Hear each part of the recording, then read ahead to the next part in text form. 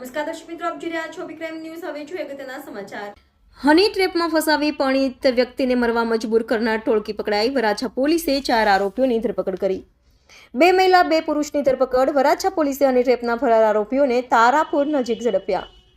Travels બસમાંથી વતન ભાગી જઈ પહેલા ઝડપી પાડ્યા। ઝડપાયેલા આરોપીઓના નામ નૈનાબેન ભરતભાઈ ઝાલા, રહે માતાવાડી, વરાછા, સુરત; ભરતભાઈ ઝાલા, રહે માતાવાડી, વરાછા, સુરત; નૈનાબેન હનાભાઈ ઝાલા, રહે વરાછા, સુરત; હનાભાઈ ઉર્ફે અનુભાઈ ઝાલા, રહે વરાછા, સુરત। તમામ મૂળ વતન મફતનગર, નવાગામ રોડ, ગારિયાધાર, જિલ્લો ભાવનગર।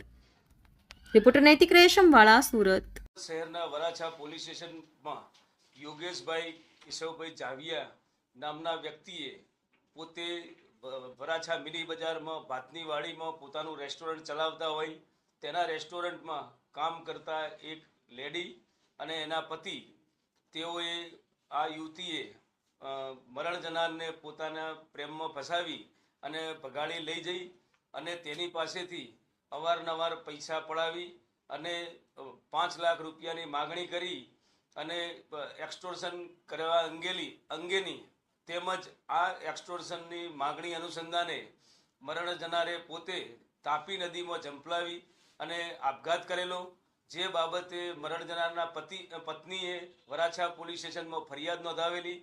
વરાછા પોલીસે એક્સટોર્શનના કારણે આપઘાત કરવા મજબૂર કરવા અંગે તેમજ કોમન ઇન્ટેન્શન બાબતે ફરિયાદ નોંધી અને તપાસ હાથ ધરેલી।